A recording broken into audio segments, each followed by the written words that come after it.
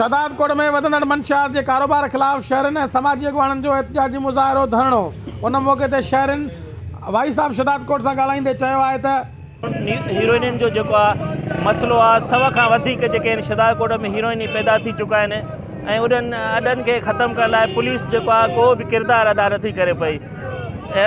खोड़ वक़्त खां सोशल मीडिया ते हीरोइन जो मसइलो ऐं उन सां गॾोगॾु जेको आहे मंशियात जे मसइले ते असीं आवाज़ु असां सां गॾु शहर जा माण्हू तमामु घणो सोशल मीडिया ते ईंदड़ नसुल आहे ज़हर कातिल आहे जंहिंमें असांजो ईंदड़ नसुल तबाह थींदो ऐं असांजे शहर जा नौजवान हीरोइन तरफ़ तमामु घणो जेको आहे वञी रहिया आहिनि। असांजो मुतालबो आहे बैरिस्टर जो नशो आहे जेको उहो तमामु ख़राबु आहे, उहो ज़हर मिसल आहे।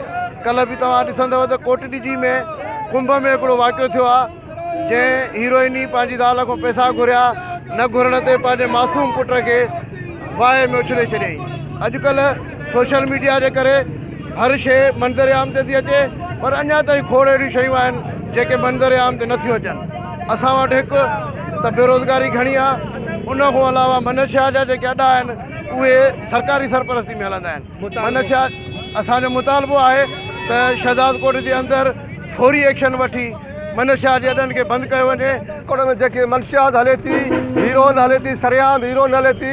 शहदादकोट जा ईअं सम्झो 10 सैकड़ो माण्हू हीरोइन में वापराइनि था, हीरोइन पीअनि था। चर्च सरेआम थो हले।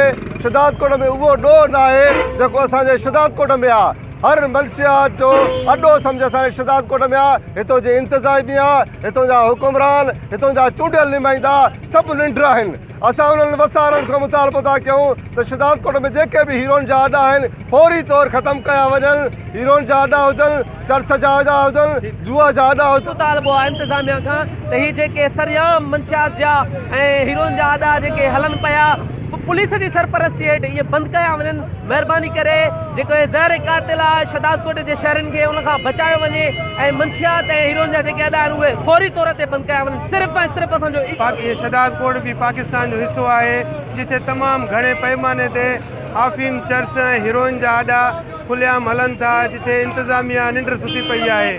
खे असां अर्ज़ु कयूं था त ख़ुदा तव्हां नोटिस वठो, शहदादकोट में इहे शइ ख़तमु थी वञे। नई नस्ल तमामु घणी मंशियात तरफ़ वञी रही आहे। स्टूडेंट पढ़ी कोन था सघनि, स्कूल कॉलेजनि में चर्च आफ़ीम सरेआम हली थी सघे, उते कोई बि उनखे रोकथाम नथो करे। महिरबानी करे इन शइ खे रोकियो।